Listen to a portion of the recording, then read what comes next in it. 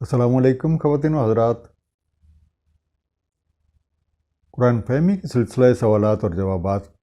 کے ساتھ آپ کی خدمت میں حاضر۔ آج کا سوال واقعہ معراج کے بارے میں۔ اکثر اوقات ہمیں اس واقعہ سے متعلق بہت ساری ڈیٹیلز، جن میں جو اکثر ہیں ماورائے عقل ہیں، وہ باتیں سننے کو ملتی ہیں۔ آج ہم کوشش کریں گے کہ قرآن کریم کی روشنی میں واقعہ معراج کی حقیقت کو جانیں، اور ساتھ ہم یہ بھی سیکھنے کی کوشش کریں گے کہ کیا یہ معراج کا جو سفر ہے یہ کوئی جسمانی تھا یا ایک روحانی طور پہ تھا۔ میرے ساتھ تشریف فرما ہیں جناب علی اصغر عظیمی صاحب، اور میری ان سے درخواست ہے کہ ہمارے سوالات جو ہیں ان کے ہمیں جوابات جو ہے اس میں ہماری رہنمائی کر دیں۔ بہت شکریہ جناب، آپ کا جو آج کا سوال ہے یہ خاصا نازک سوال بھی ہے، تو اس کو اگر مکمل طور پر بیان نہ کیا جائے تو کنفیوژنز بڑھتی رہیں گی، اور یہ جو جسمانی اور روحانی معراج کی بات ہے اس میں ذہن الجھتے رہیں گے۔ اس کو اس حوالے سے جب ہم قرآن کی روح سے جب دیکھتے ہیں تو سب سے پہلے ہمیں سورہ 3 کی پہلی آیت پیش نظر رکھنی ہوگی۔ لقد خلقنا الانسان فی احسن تقویم ثم رددناہ اسفل سافلین۔ ہم نے انسان کو بہترین تقویم میں خلق کیا، پھر اس کو پستیوں کی پستی میں پھینک دیا یا بھیج دیا۔ اب جو معراج کا جو لفظ ہے یہ عروج سے ہے۔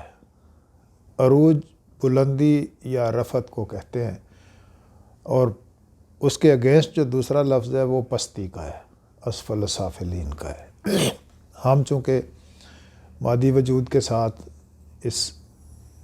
زندگی میں یا جسمانی زندگی میں ہم داخل کر دیے گئے، تو ہمارے اندر وہ عروج کی صلاحیتیں موجود ہیں۔ جب ہم سورہ بنی اسرائیل کی پہلی آیت کو دیکھتے ہیں جو اس کو واقعہ معراج کے ساتھ ریلیٹ کیا جاتا ہے، سبحان الذی اسریٰ بعبدہ لیلا من المسجد الحرام الی المسجد الاقصیٰ۔ پاک ہے وہ ذات جو لے گئی اپنے بندے کو راتوں رات مسجد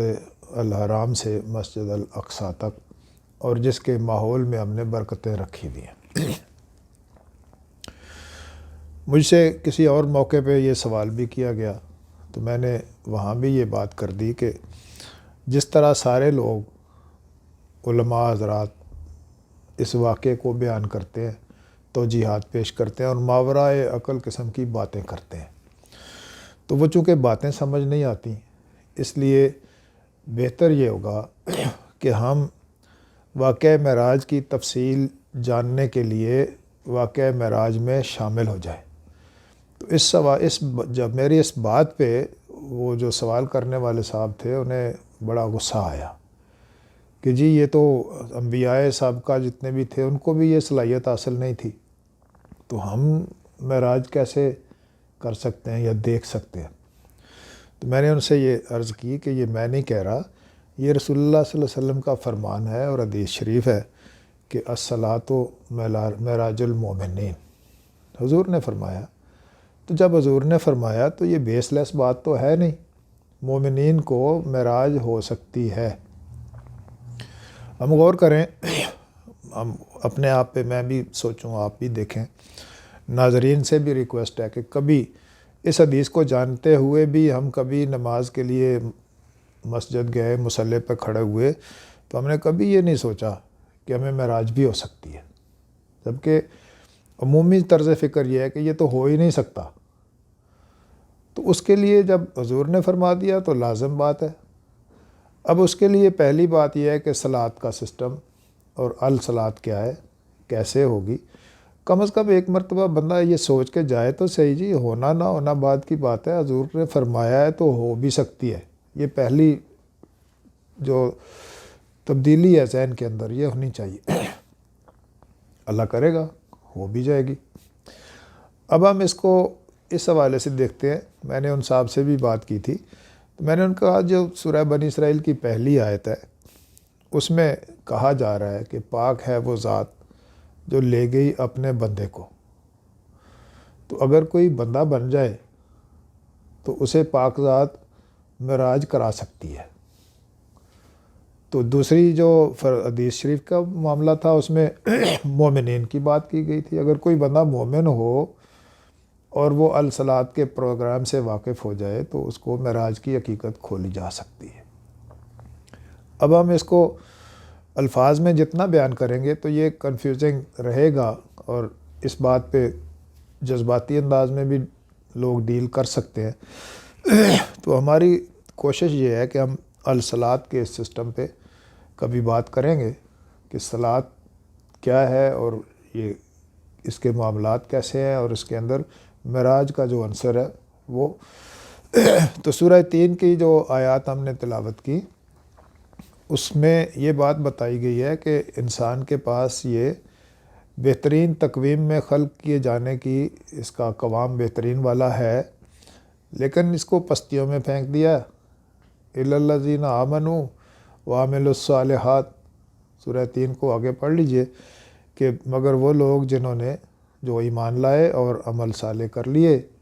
ان کے لیے جو اجر ہے وہ غیر ممنون ہے۔ تو صلاۃ کے سسٹم کو سمجھے بغیر معراج کے حوالے سے بات نہیں ہو سکتی۔ جسمانی اور روحانی کے حوالے سے جب ہم بات کریں گے تو صلاۃ کو تھوڑا سا میں ڈیفائن کر دیتا ہوں جو مجھے میرے بزرگوں نے عطا کیا۔ وہ یہ تھا کہ واقعہ معراج کے اندر نبی پاک علیہ الصلوۃ والسلام براق پہ بیٹھ کے تو معراج پہ گئے۔ اب یہاں میرا یہ سوال ہے کہ جس جگہ جا کے براق نے جانے سے آگے انکار کر دیا وہاں حضور خود سے تشریف لے گئے، تو یہاں سے براق پر جانے کی کیا ضرورت تھی؟ تھوڑی سی گستاخانہ سوچ لگتی ہے، لیکن جب تک اس پہ ہم غور نہیں کریں گے حقیقت نہیں کھلے گی کہ جس جگہ براق نہیں جا سکتا وہاں حضور جا سکتے ہیں، تو براق لیے بغیر یہاں سے بھی آگے جایا جا سکتا تھا۔ تو اس بات کو جب میں صلاۃ کے پروگرام میں دیکھتا ہوں تو وہ یہ ہے کہ جب تک ہماری ہوش عقل ٹھکانے ہو، صلاۃ نماز کا طریقہ آتا ہو، اس میں مصلی پر کھڑے ہونے کی رخ ڈائریکشن اور نیت کا معاملہ ہو، لیکن صلاۃ میں ایک مقام ایسا آتا ہے جس کو ہم سجدہ کہتے ہیں، اس میں اس جگہ عقل اور سمجھ کے گھوڑے پر سوار ہو کے تو جایا جا سکتا ہے، اس کے بغیر صلاۃ مصلی پہ کھڑا ہی نہیں ہوا جا سکتا۔ تو ہم عقل اور سمجھ کے اس گھوڑے پر یا براق پر بیٹھ کے صلاۃ کے میدان میں اترے، اور پھر جس جگہ ہم نے عقل کے گھوڑے نے جانے سے انکار کر دیا اور اس کے آگے سمجھ ہی نہیں آئی کہ آگے ہونا کیا ہے، تو وہاں عقل اور کے گھوڑے کو چھوڑ کے، جسے ہم سدرۃ المنتہا پہ بات کرتے ہیں کہ حضور نے وہاں براق کو چھوڑ دیا، تو ہم ان کے حوالے سے نہیں اپنی صلاۃ کے حوالے سے بات کرتے ہیں کہ جب عقل اور فہم نماز کے سجدے کے اس مقام میں جا کے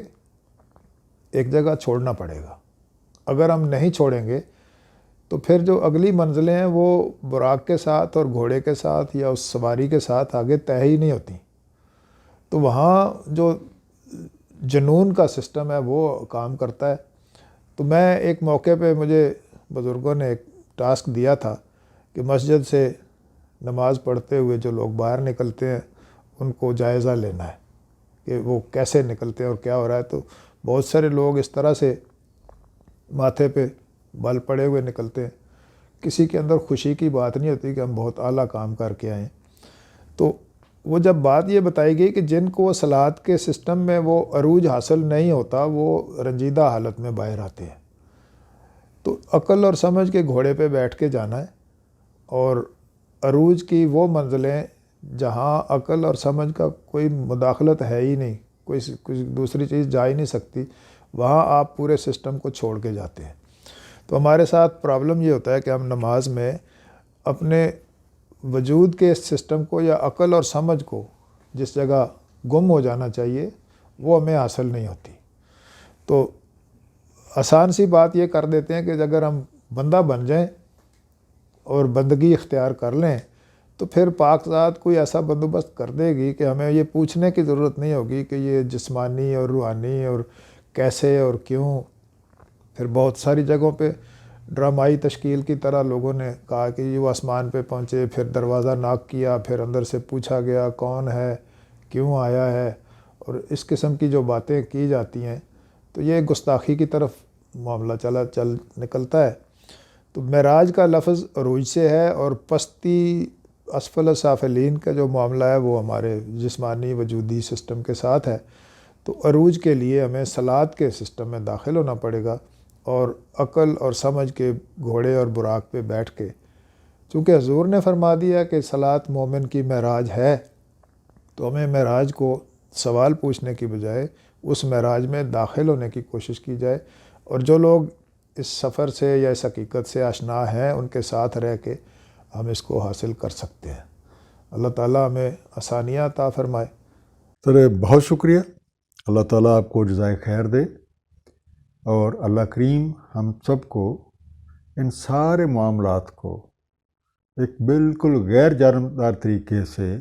قرآن کریم کی روشنی میں سمجھنے کی اور پھر اس پہ عمل کرنے کی توفیق عطا فرمائے. السلام علیکم خواتین و حضرات.